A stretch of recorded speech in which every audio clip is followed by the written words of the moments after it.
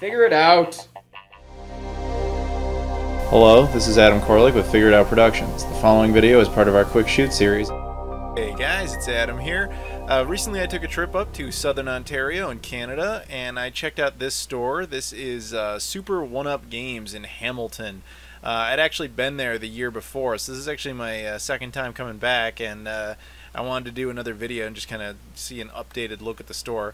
Now you'll notice at the beginning there was a lot of original Xbox and PlayStation 2 and Gamecube and Wii and of course PlayStation 3. Infamously last year I bought a copy of Mortal Kombat for the PS3 and forgot the disc. The owner actually remembered me and he said he actually felt really bad, so that was kind of funny. But you got a bunch of PS1 games here as well, and Game Gear and Sega Genesis and PS Vita, and all sorts of good stuff there. And of course, you know, 32X you see right there. A lot of cool rare stuff on the back there. You can see like even some board games and stuff. More of the harder to find games, as well as we got Super Nintendo in here. And yeah, a lot of Super Nintendo stuff, which is always nice to see. A lot of NES stuff there. We got the official stuff, and then like the the off-brand, like I don't want to call them pirate carts, but those other type of weird carts on the side there. And a lot of boxed games, a lot of rarer games for a bunch of different consoles themselves. N64, a lot of binders that are full of various handhelds, like Game Boy stuff. You'll see a little bit more of that later. There's the girlfriend, of course, Mrs. Claus. Then there's this back area that's got a lot of, as you can see, like dance pads and stuff like that. And then we got a bunch of Dreamcast and Sega Saturn stuff, mostly Japanese Saturn and North American Dreamcast. They had the Tekken 3 Bleemcast, that was nice to see. Loose Sega Master System cartridges, some TurboGrafx 16 and PC Engine there. Like I said, there's the Tekken 3 Bleemcast. They also had the Gran Turismo 2 one. A lot of 70s stuff, the Atari 2600 and television. There's their back room. That's kind of the, you don't go any further than this point kind of area, probably because that's where they clean stuff up. A lot of tables and things for events. We got Xbox 360 games, a lot of those. You have Blu-rays and DVDs as well. What I really like about this store is that they isolate all the sports games. Look at that. That's all sports games for various consoles. And there's this pinball machine. This totally caught me by surprise because this exact same pinball machine was in my uncle's basement for like my entire life and it never worked. And this one did, so I actually got to check it out, which was awesome. But it just was really cool to see that, but actually a version of it that's working. But yeah, anyway, so they have all these those tables and things set up for various events, and yeah, very cool.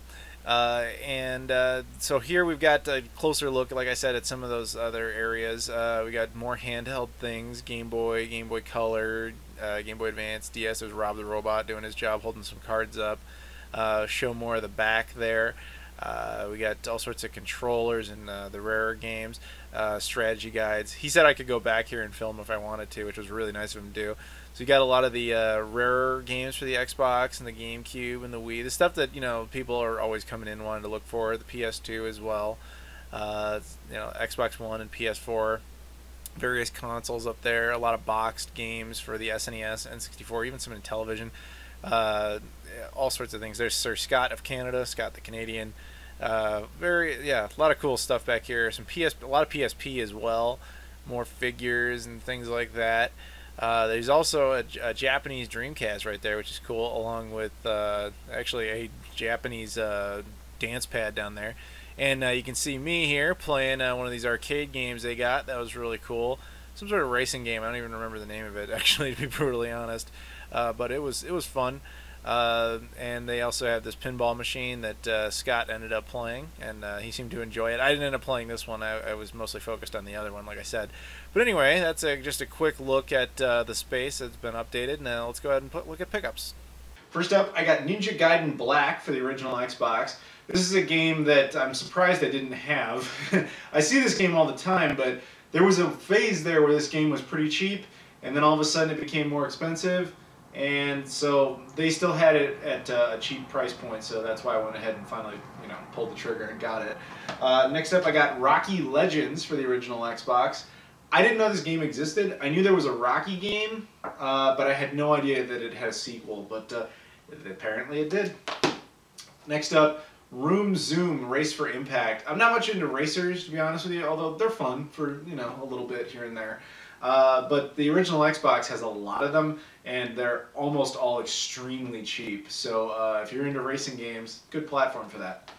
Next up, I got Darkened Sky for the Gamecube. This is a Gamecube exclusive, although I think there's a PC version as well, but as far as console exclusive. Yeah, this just kind of caught my eye because I don't have that much Gamecube stuff. Typically, I only get Gamecube exclusives. I don't really go after anything else. So that caught my eye, and it was cheap. Most GameCube exclusives are not. It's a mediocre RPG at best, but it was only like the equivalent of about $6. So for a complete GameCube exclusive, $6, why the hell not? That'll look good on a shelf. But I do want to try it out too, of course. And now finally, this one was the one that got me the most excited, and you'll probably be like, what? FIFA Soccer 13 for the Wii U. No, I don't care about FIFA. No, I don't care about soccer or football to our international friends. Yeah, this game is just one of the early like launch Wii U titles I simply haven't been able to track down. Every time I find it, it's always like sealed. It's like $30, $40 for some reason still. And I never find, you don't find used Wii U games particularly often.